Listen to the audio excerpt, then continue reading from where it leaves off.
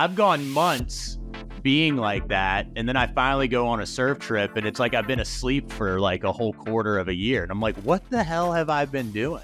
What I think most people want in entrepreneurship, which is freedom, not necessarily freedom to just be a lazy bum, the freedom to think critically and to think strategically about your business. Welcome to the $1 Million Sellers Podcast. I'm your host, Nick Chouquette. Today we've got Nader Youngchild on the show. He's the co-founder of Data Driven, who has now been acquired by Carbon 6. And he's also helped the brands he represents on Amazon achieve over $500 million in growth. Welcome to the show, Nader. I'll go ahead and kick it your way and let you tell the listeners a little bit about you, where you're from, and how you got into where you're at now. You've got an interesting story, so let the listeners know where you came from, the move you made, and how it's working out for you. Oh, awesome. Thanks very much, Nick. I'm excited to be here. Let's see where to start. Before I started helping sellers and working with sellers on Amazon, I used to work at Amazon. I'm actually from Washington State. And while going to school, I started delivering groceries in Washington State online. We let people make their orders online, and then we went and got their groceries. We worked on the islands in Washington State, so it was a big barrier to entry. You had to get in the ferry line, pay a ferry toll. And so we kind of had like customers that were trapped, if you will. So the pain was real. And I was a poor college kid, and I was also recognizing I wanted to start a business that had low overhead. And I realized that I could illegally just walk up and down the ferry line and access the entire population set and tell them about my services. So that's how I got started. In e-commerce, my first e-commerce was literally a white page, and it said, "Tell me what you want," from Trader Joe's, Costco, and Target. And we went and got it.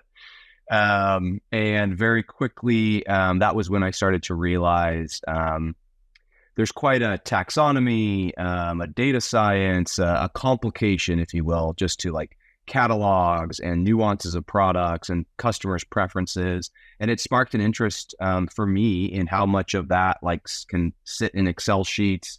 And you can start to do like predictive, and you can kind of start to say, okay, when a customer asks for Dairy Gold 2% half-gallon milk and they don't have it, maybe there's another product on the shelf that actually is the most like that product. How can you predict that? So I had fun playing with that. My partner and I eventually moved on to Seattle. Want to get to a larger customer base. At the time, there was no one delivering groceries in all of the West Coast. The last company kind of doing it on the East Coast was a company called Peapods, but no one was really delivering groceries on the West Coast. So we were in Seattle, only ones doing it. Similarly, we went to high rises that didn't have parking garages. So we were looking for that customer who's got a big pain point. It's obvious and easy to access. So we just, again, illegally snuck in the apartments and knocked on every door and gave flyers so that we could access the customers. And started running the business there. It was a good experience. Limited customer set though. There's only so many high rises without parking garages in Seattle. And then all of a sudden we got a phone call from King 5 News, the local news in Seattle. They said, "Hey, we wanted to do a segment on grocery delivery for citizens of Seattle because we have been told that Amazon is about to launch their test beta program called Amazon Fresh in just Seattle. And we wanted to show Seattle people their local option versus the new, I guess now local option in Seattle with Amazon being there." Yeah. And we were like, holy cow, we were a little like, oh my God, we're going to go from 0 competitors to 1 competitor who's for sure going to eat our lunch. But we were young and dumb and excited. And we were like, but this is the greatest marketing opportunity of all time. So they said, we're going to buy the same groceries from you guys and from Amazon. And we're going to let the viewers see, the difference in cost and the difference in how long it takes to get delivered. We delivered faster than Amazon and cheaper. And we were like, this is incredible. We were so excited. I don't remember if it was exactly like a Friday to Sunday moment, but it was like the most inspiring Friday. And then it ended up being the most humbling Sunday, like of all time. I think it was 300,000 hits to the website and 3 customers. Wow. And still to this day, I don't truly know the answer, whether it was, people just didn't want to make their orders right then when they were hearing about it, or there's probably, a multitude of reasons that could explain it. But to me, it was like this wake up moment of, holy cow, you're now getting, you're at the table with the big boys, and a lever, if you will, of advertising that you'd never be able to pull off on your own. That was incredible, was not very effective for you. So it was super humbling. It forced me, I come from a blue collar family. I'm the first young child to ever go to college. And so I didn't really have the mentor set or the group of people around me to kind of bounce ideas off of the situation I was in. If I knew then what I know now, I would have probably tried to get funding. At the time, we had just shifted over. We were also starting to do basically kayak.com with groceries. So you would just put your grocery list in, and then we would go, so let's say you had 10 things on your grocery list, and we'd go find on the internet where the cheapest place for those 10 products were, and we'd have them shipped to you. So whether that means 3 of the items are going to come from Amazon, 2 from Walmart, 3 from drugstore.com, you'd get all 10 items, and we would make referral fees across each of those. And so we were starting to do that. We had gotten listed as one of the top 10 apps not have to leave your home from Huffington Post, in front of Instacart, who had just gotten started. Nice. Again, if I knew then what I know now, I would have done things differently. We also missed the pandemic, which had a massive impact on grocery delivery. So a lot of factors went into it. But long story short, I told my partner, "Hey man, I'm gonna reach out to all these Amazon folks that signed up for our service, because a lot of people signed up without Amazon emails. Maybe they were 1, potential customers, or 2, worked at Amazon or were checking out who their competitor was or local competitor." And so I reached out to all of them, basically asking for an interview. And I remember, I think it was 3 people replied, basically saying like, it was a little immature, it's kind of weird. Everyone else was crickets. And then one person actually responded with like, I don't remember exactly, but they were like, "This is weird, but kind of cool. I'm interested in meeting you." Met them. And then that's when they told me before the interview process at Amazon is wild. It's an entire day. There's a bar raiser. You go in, you're hour after hour after hour with different people. One of those people's job is to like just break you down, and see how you are when you're not on your game. Pretty interesting experience. Before that, the person I was interacting with was telling me about, how Amazon basically has kind of 3 different arms, if you will, within their ecosystem. You have, you need product, you need to store product, you need to find a way to get it to customers. You also need a place in which customers can find out, which product is right for them, why this one versus that one. And then lastly, you need a system that goes and gets those eyeballs to actually go to those detail pages. So kind of the world of advertising, the world of detail pages, and the world of inventory management. And they said that there was this job that they had that actually gave you the opportunity to run one brand. You got to run all 3 sections inside of Amazon. And their pitch to me was, "Nader, do this, and you're going to have this unique opportunity to basically learn the ins and outs of all the parts of Amazon, how they work together. And you might not like 2 of them, you might not like any of them, but it'll give you the opportunity to figure out what you like, what don't you like." And so that's what I did. So I joined Amazon. At the time, my job was to take these really large brands offline, and make them big on Amazon. Amazon knew at the time that toilet paper was the number, I think like 8 out of every 10 households that go to a store to buy toilet paper are buying something else with the toilet paper.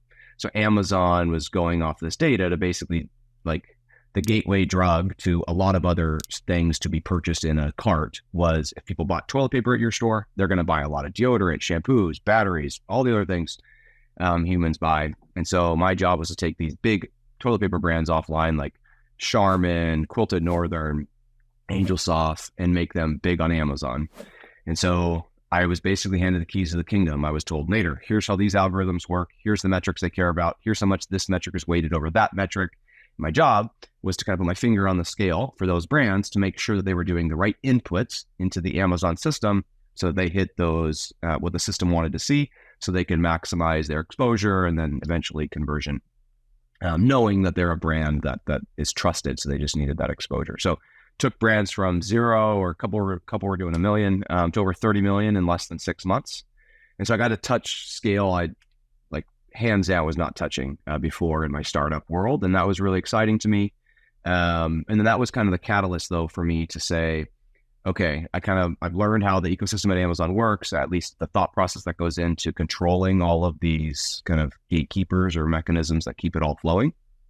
And I like my time at Amazon. It is fairly entrepreneurial for a big company. But I also, for various reasons, I saw it wasn't for me long-term. So I wanted to go back to entrepreneurship. And so that's when I said, okay, I'm going to start an Amazon consulting agency. Basically take all of the secrets and tricks and know-how and give access to it to brands who want to work with me. And at the time I had started, I couldn't get anyone to say yes to work with me. But that's also because I was like idealistic and young. I was used to having an @amazon.com email address. So I was like, I'm only going to work with Patagonia and Quicksilver, just these brands that I liked and admired from my youth. And crickets, none of them responded. And then I eventually found my way into finding a few brands I could work with. And then the model that I set up to make it zero risk for them was I did percentage of growth. So my first couple of years actually in growing Amazon businesses was eat what you kill. If I ran their business and they didn't grow, they didn't pay me. If I ran their business and it grew, I got a piece of that growth delta. Ran that Amazon agent, then it became an agency. Started getting a lot of employees, more clients to serve those. And I ran into kind of the classic, what got you here isn't going to get you there situation. I think a lot of entrepreneurs find themselves in. One, the secrets, the tricks were becoming more well-known. So they were less secret, they were less unique. So they had less of a specific, value add impact to my brand when all the other brands were doing something similar, whether it was number of images on your detail pages or using infographics or, breaking certain review thresholds or leveraging variations and breaking variations and different life cycles of an ASIN. A lot of groups out there, it went from not an industry. There was no $1 Million Seller Club. There was no seminars. There was no group. There was nobody even on YouTube really selling good or bad advice. And then all of a sudden it exploded. Lots of people were on Amazon. Lots of people were sharing their experiences on Amazon, and a whole online community started to emerge. And that made access to information cheap. And so if my core business model of an agency was a little bit execution, but really it was access to information, wrapped into execution. And so that business model was threatened, significantly. And so, that was the external factor. And then the internal factor was humans kind of suck. Humans have good days. They have bad days. It's hard to, sometimes humans do something and it works, but it didn't work because the thing they did, but they miss a lot. They misassociated. It was because the thing they did, and they got to go fail doing that same thing 10 times before they finally are like, oh, it actually wasn't the one time I thought it was that resulted in this outcome. And so I struggled to grow an account management team scalably. I didn't struggle to grow one like outward facing. I could hire people, I could keep them employed, we could do good things for Amazon businesses. But internally in my heart, I was up at night worrying about the account manager do this for that brand. I know they have a baby coming. Are they even thinking about X, Y, and Z, these future things coming for the brand?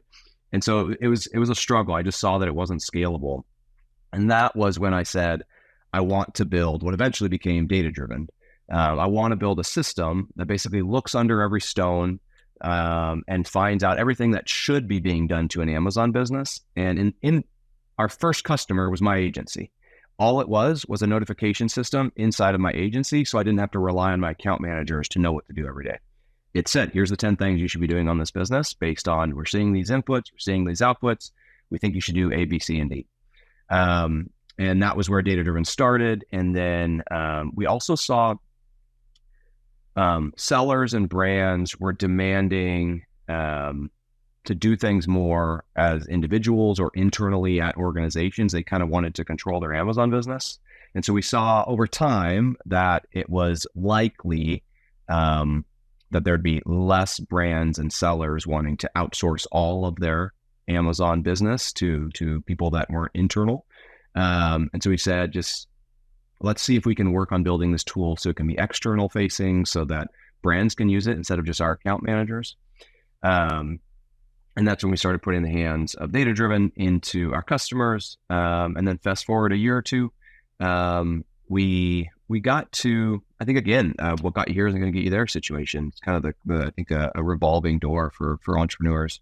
For us, we had gotten an advisor that was way smarter than us in data science and machine learning and statistics and artificial intelligence. And basically he told us, you need X number of data to be analyzed to truly turn over decision-making to machines.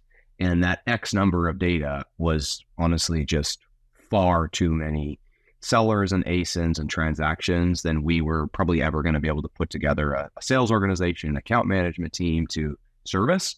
And so in order to actually get towards our goal of turning decision-making over to machines, we needed a partner who understood distribution, at a different level. And so that's when we started looking. When we started looking for a partner, it was everything from partners, investments. It didn't start as a pursuing acquisition. And then it ended up, we found a great partner in Carbon 6, who owns many other tools in the Amazon seller and vendor space, that for various reasons, we felt was the right place to land for data driven, and that they could take it to a level that we probably would have struggled trying to do it on our own.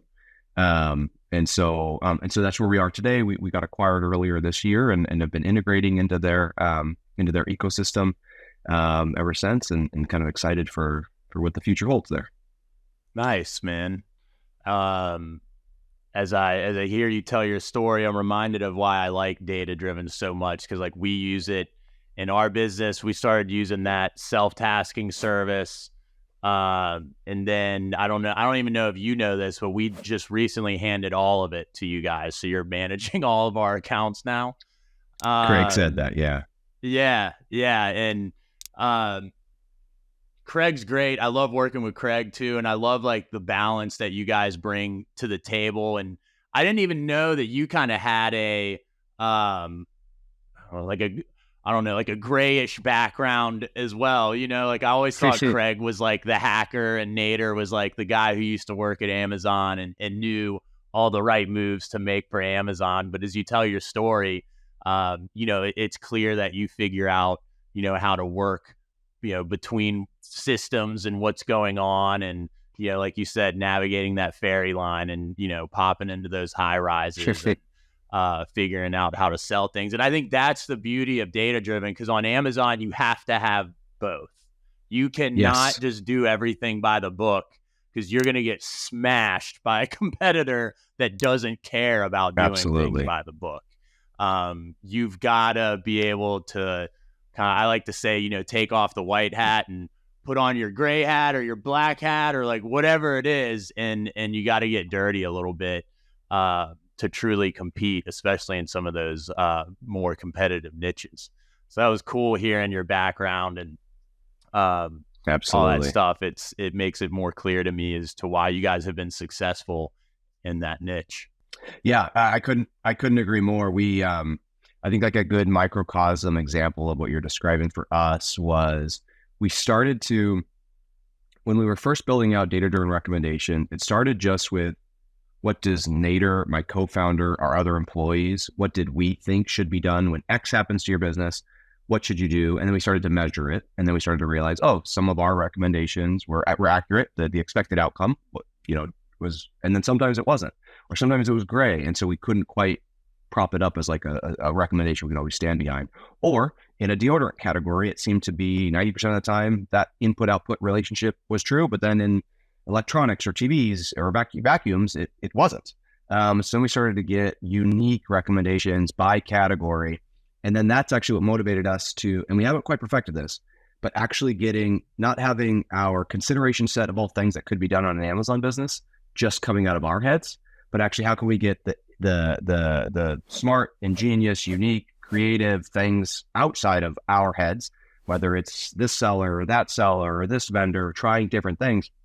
How can those be consideration sets into our system as well, so that we can truly be like a more of a marketplace of knowledge that's not fixed but dynamic. And so we started letting our sellers, as they did things that was outside of what we were doing with them. They were just trying things on their own. We had this peanut butter company in Portland, Portland, Oregon. Small company, took them from totally irrelevant to top 10 in peanut butter at a certain point on Amazon. And that became their pitch deck for Safeway and distribution and all kinds of brick and mortar, which is really cool. They just literally took a screenshot of being top 10 on Amazon and was like, do you or do you not want this in your Safeway? And it actually worked for him. Side note for folks out there looking for brick and mortar distribution. But anyways, he started, this was, like 5 years ago now. I don't remember exactly. But he started, he told us that, hey, I'm just going to send all my Instagram traffic to Amazon. And we were like, okay, never really thought about it. We definitely weren't doing it, and we didn't know if it had an impact. And all of a sudden, we were like, it had no impact for the first portion of a few months, and then all of a sudden, everything changed. Impressions like 10x'd, and they weren't 10xing at the same rate in which he was bringing traffic from Instagram. It'd be like 100 clicks from Instagram, which would mean 100 new hits to your detail page, which you would expect, but it would be like 1,000 new hits to the detail page on the run rate change. And then conversion rate was also increasing at the same time. Page views were increasing. We're like, this is statistically significant. This does not happen on repeat.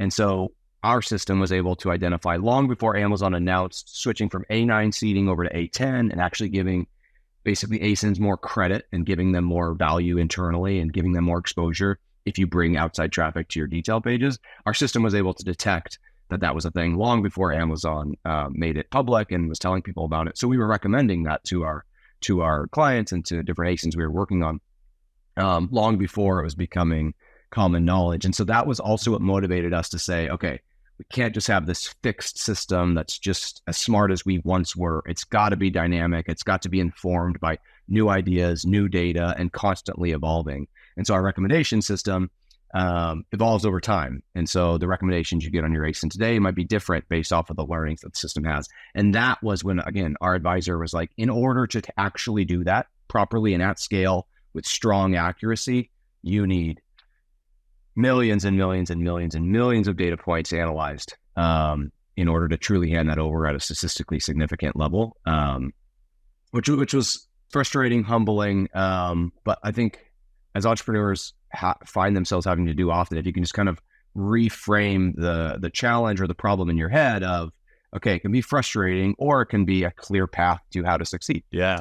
And so once we kind of switched that shift to say, okay, instead of being frustrated and trying to fight against it, let's just focus on how can we build a path that is in line with that reality. Yeah. So what did you guys end up doing? We ended up fumbling through it on our own. We went through 3 iterations of it, complicated, but basically you need big data. From big data, you need to turn it over to algorithms. Algorithms are just rules, like if X, then Y. Turn it over to those. And then we tried to identify and like make notifications happen when if X, then Y wasn't resulting in like a range of which we thought Y should be. And it was getting too much. And so then that was when we started seeking partners. And that's when we crossed paths with Carbon 6 and learned about their experience, their founders' experience, Justin Cobb's experience in mass distribution in a different industry, but really focused on getting the hands of what he was selling into lots of people. And we saw that as a skill set that jived well with what our technology needed. And we also saw that they owned a lot of great tools like SoStocked, which understands inventory management really well, and PPC Entourage, which does a really good job understanding automation around advertising management, and PixelMe, which does a good job of understanding how to and impacts of bringing outside traffic into Amazon.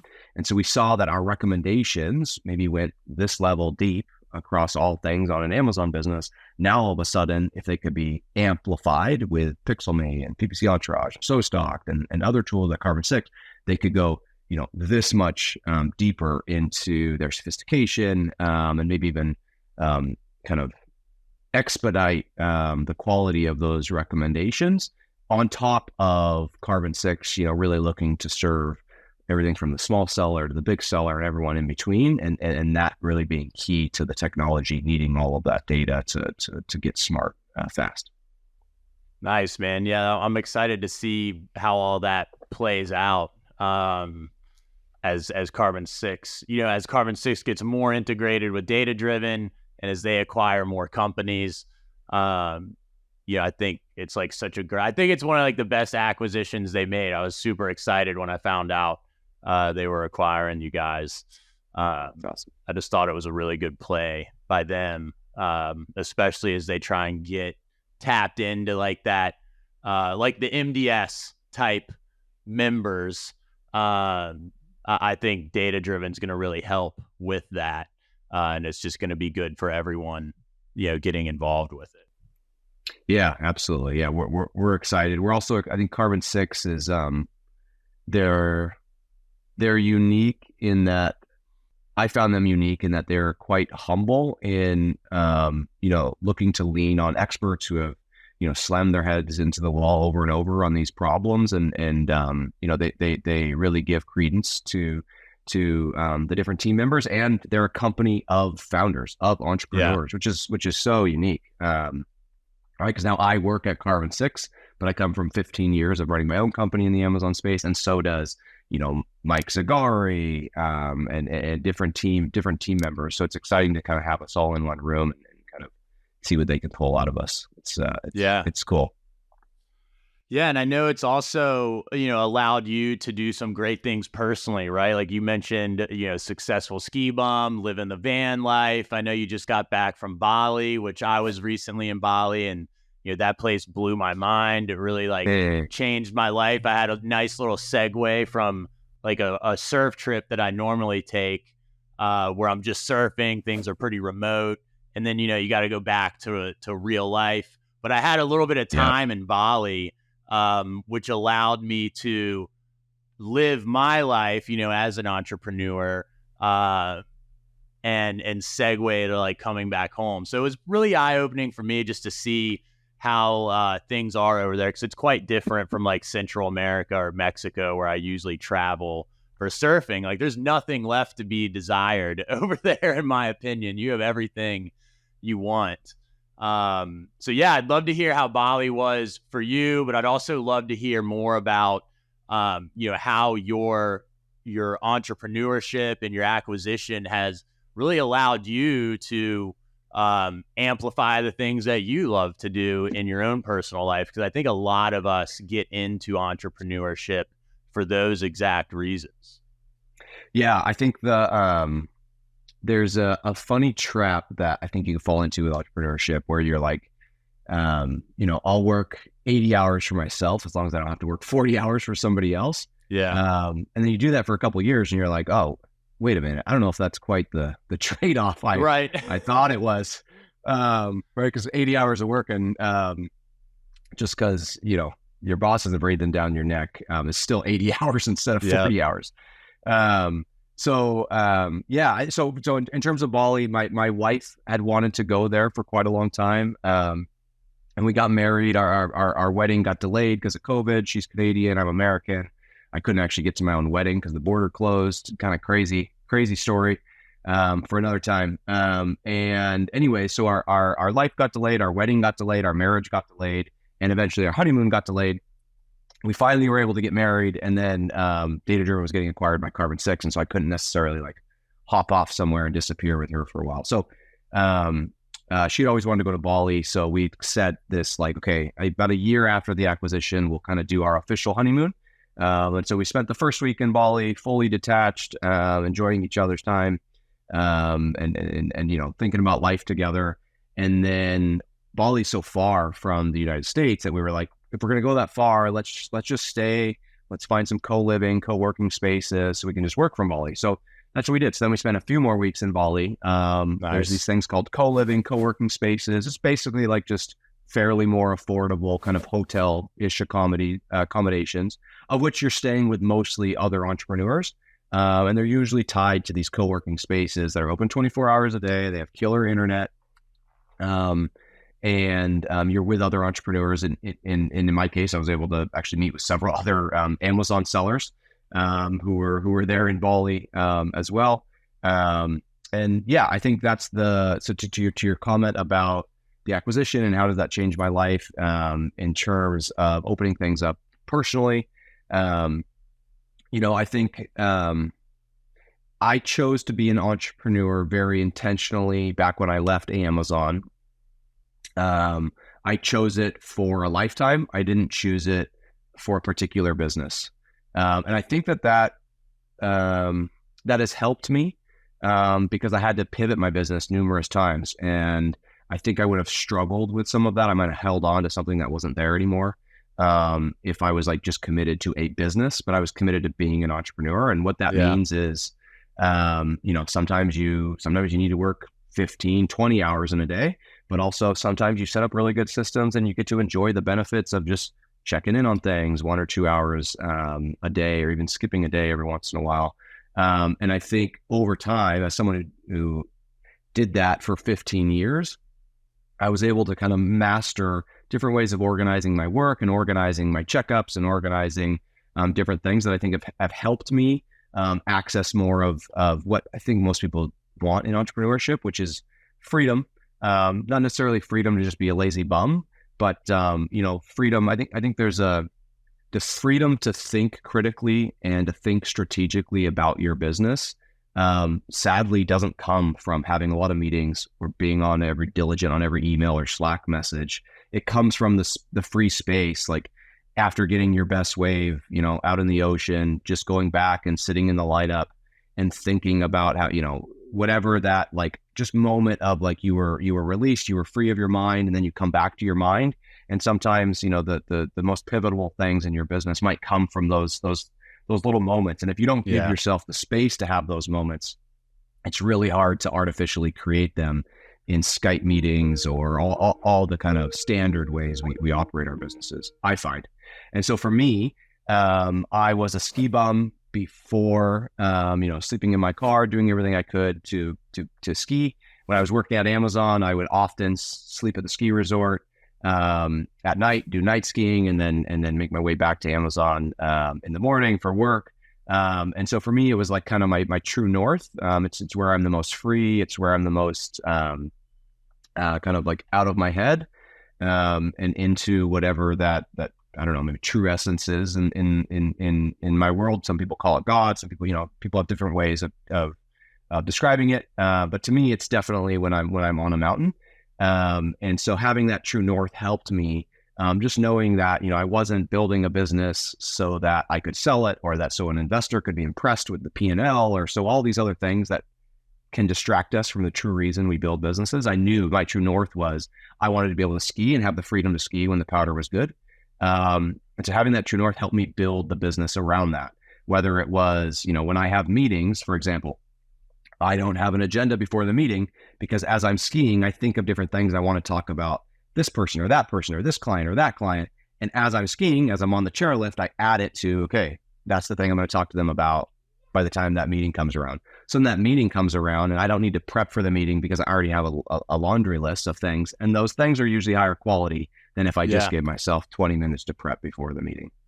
So I kind of chipped away at that over the years. And I think, finally being able to exit. This is my first time exiting a company. My first startup, my buddy, when I went to Amazon, my buddy kept pursuing the business, and he had done an acquisition with it while I was still advising.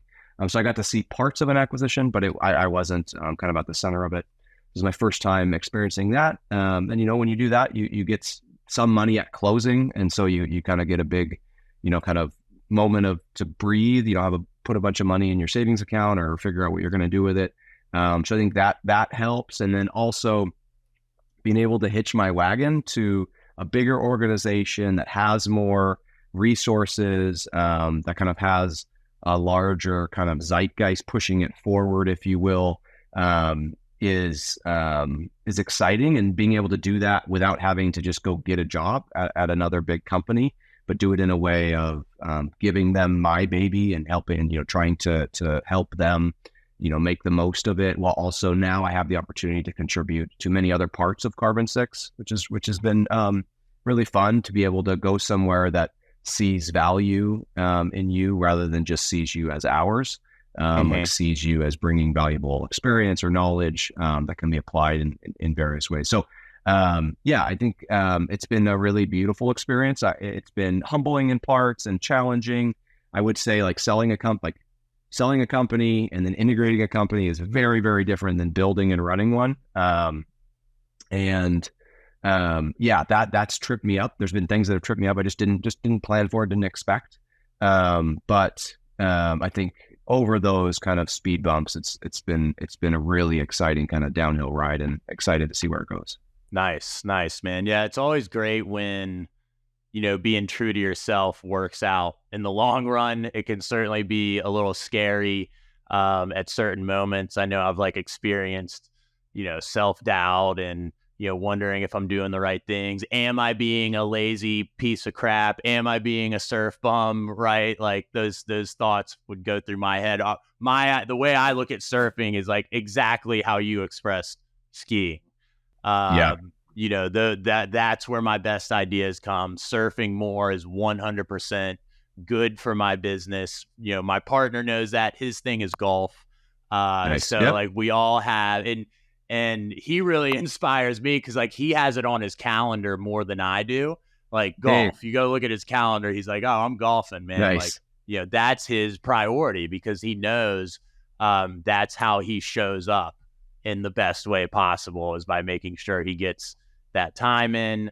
I wish I didn't have to have so many things line up over here for the waves to be good. I think you kind of understand that as a skier, right? Sometimes there's really good conditions, sometimes they're not. Golfers got to deal with that too. For the most part, you can go out any day and hit some balls and get that satisfaction. Very true. Very true. I think for the listeners, if I could give a book recommendation, and it's more in your alley than mine. I surf, but I surf. I honestly surf because I surf because my wife takes me somewhere that there isn't a mountain. So okay, it's the reason I surf. But I love it. I've come to really enjoy it. But there's this book out there called "Let My People Go Surfing" by the founder of Patagonia. I couldn't recommend it enough. He does a really good job of just articulating this concept in greater detail. He references his MBA not being a degree, but actually being something called management by absence. So how can you hire the right person with the right inspiration, the right motivation for the right job, and then get out of their way. And I think that that idea is quite linked to this idea. Similarly, how do we get out of our own way if we're just solo entrepreneurs, and if we do have a team, how can we get out of the way of our team members doing great work? And I think you find a lot of those answers in the surfing for you, the skiing, snowboarding for me, the golf for your partner, the thing that allows someone to just get out of their head, out of their inbox, off the keyboard, I think is so powerful. Yeah, it's powerful, and I think it's critical, right? I think a lot of people deal with those same struggles that we mentioned, the self-doubt, am I being lazy? But it's crazy to me how sucked in to business and chasing money and your to-do list that you can be, even when you're aware of this stuff. Yeah. I've gone months being like that, and then I finally go on a surf trip, and it's I've been asleep for a whole quarter of a year, and I'm like, what the hell have I been doing? You really need that to snap out of that, because we do get sucked into it, and it's important to have that kind of opportunity to look back and realize what you've been doing. So I think that stuff's becoming more to the forefront as people talk about mental health more, and taking that stuff more seriously. Being a father, right? I have kids too, so that really plays into it. I have to make sure I'm showing up there very well as a father and as a husband, because if I don't, then all that guilt and kind of shame, it eats away at your energy, and you don't show up as well. So I think it's similar. Those things that are important to you, you've got to continue to nurture those things and not let it die. I'm sure you have friends too that you grew up skiing with, and then they stop skiing and they're like, oh yeah, I'm just too busy with work, or oh yeah, I got the kids now and I'm married, and you could tell they're just a piece of them is dying, on the 100%. inside. Yeah. And I truly believe it's better for the wife, for the kids, for the business, that if you keep doing those things. Yeah, I couldn't agree more. And I think it helps people to get around, to have, whether it's formal groups or informal groups or just peers that kind of help give them a mirror to reflect, are they staying honest with what they want? I have a men's group that I meet with, where we kind of like check in on each other once a month, about, are we staying true to what we wanted as individual men long before we became husbands, fathers, CEOs, acquired entrepreneurs, all the things all the hats we eventually end up wearing. Just make, and I couldn't recommend that enough. And if, it doesn't have to be formal, it doesn't even have to be that informal group. And sometimes it's just, the friend that you are living totally different lives, but knows you deep, and just that connection. And I've often found, the best way to ask for help is giving help. When you show up for someone and you're that sounding board for them, I think, there's like an unspoken reciprocal, that comes from that. So I couldn't recommend seeking, peers to interact with, to help you like stay true to your essence. Aside from the peers you need to like help you make better Amazon decisions or the nuanced stuff. I think those peers, and to be honest, MDS is like such a unique group that finds itself right on that, like, kind of balancing beam. I've seen it, at least at the events I've gone to, of there's surely the specifics, like, hey, do this on your Amazon business. Hey, I did this, it worked for me. Oh, that's great learning. But also the, over drinks talking, about this or that strategy of getting your kid to actually do potty training, or this and that, about how do you, how are you managing your overseas workers, and how are you able to step away and have more time for yourself? Like, those conversations happen in MDS. That's really cool. That's rare. I've been around the Amazon business and this ecosystem for a long time, and that type of community is really rare. And awesome thing to what you guys have made and cultivated and continue to.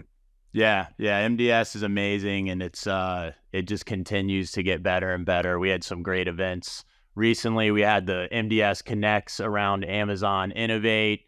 And I had a lot of late nights, which I'm not used to. Like here, I'm usually in bed by like 9 o'clock when I'm at home, getting up at like 5 a.m. But over there, we're staying up till like 1, 2 a.m. Not getting drunk, like not like how it was like back in the day when I was younger, right? We're just having good conversations, hanging out with good people in cool places. And I'm sleeping in a little bit later till, 9 or 10 o'clock, but I'm waking up feeling great. And it's just all good, like good energy that comes out of that group for the most part. And we had like the MDS Japan, event, which was like a side thing just to go snowboarding. And we didn't really talk about business, we just got to enjoy each other's company. And, sure, there was a little bit of business talk, but, our businesses are really a representation of who we are. It's like an extension of ourselves, right? It's not like it's, here's work Nick and personal Nick. It's an extension of ourselves. So that stuff naturally comes out. And it's just such a great thing to be able to share with other people. Because honestly, like, I don't really have a community like that here where I'm at. So it's important to be a part of something like that. Is the men's group you're a part of like a public thing, or is that just a like something that you and some of your buddies put together or something? Yeah, it's a personal thing, myself and buddies put together. But we're kind of talking about, how can we, it's served us, all of us, so well. We're having conversations about how can we try and just hand this over to others, or put it out there so that others can make great use of what's become a really critical tool, I think, to all of our successes. Yeah, I think that's super important, man. And I love how you put it, before we were CEOs, before we were husbands, before we were fathers, because you don't hear that in American culture, right? Like, what you hear is you become someone else after you get married. Like, you have to live differently after you have kids. And, you have to put away those old things you used to do and take your job seriously. And, in my opinion, that's what has led to like this big mental health crisis in America. And COVID really kind of popped the lid off that, because you couldn't really hide it anymore. I don't think COVID necessarily caused it. I'm sure it did contribute a little bit, but I think there was already a big issue there that was just waiting, and COVID really brought it out in the open, in my opinion. So that's great that you've got that going, man. Would love to chat a little bit about if there's something there we could integrate into MDS a little bit. I think that would be a great, I think you'd have some willing people to participate over there in that group that would really get a lot of value and add some value back into what you guys have going on. So let me know if you ever want to chat more about that. I'd be happy to see if we get some interest. That's a great idea. Well, Nader, man, it's been great having you on, man. You have an amazing story. I even learned some new things about you. I was glad you came on, man. And, I would like to get you on again sometime. I'd love to know how things progress for you. I'd also love to learn a little more about like your tactics and tips that you would have for some people that want to take their hands off the business a little bit. So I think it would be cool to bring you on for another episode sometime in the near future. But yeah, for now, why don't you just let the listeners know, how they can reach out to you, how they can learn more about Data Driven, if they're interested in checking out that service. I think every MDS member should be using Data Driven, at least the self-tasking service. Craig has been able to do escalations for us too, and he's got a 100% win rate for us. I like to think that I was pretty good at handling cases and stuff, but Craig is like next level with it. And it's been so life-changing to be able to hand things off to Data Driven. And Brian, our account manager, who I'm learning, getting to know more now. We have meetings twice a week. I mean, it's like talking to another MDS member, man. I don't think I couldn't have dreamed up a better situation, honestly. So it feels really good. We're still early in it. I know I'm hyping it up a lot, but I really do expect that we're going to look back on this moment and be like, this is one of the things that really allowed us to reach our business goals and our personal goals, honestly. So I'm stoked to come back and revisit this change in our business. That's awesome, Nick. Yeah, I'm thrilled that you're finally here and able to see the impact it can have on your business. And this conversation it's a little bit of a joke, but I almost wonder if somehow we need to write into our contracts that one of the stipulations is you have to spend X time surfing, or you have to once we deliver this value, you make sure you use it to its fullest potential, not just more emails and more crap. That's what it's about, man. That's what it's about. Yeah. You can find us datadriven.com, carbon6.io/datadriven. Data-driven is spelled D and then the number 8 and then A and then driven. Sounds kind of cool, looks kind of cool. It's honestly just a cheap URL back when we were trying to get started. But yeah, and my email is nader@carbon6.io. Happy to interact with anyone in the space. Right on, Nader. Thanks for coming on, man. We'll see you again soon. Nick. Bye, everyone.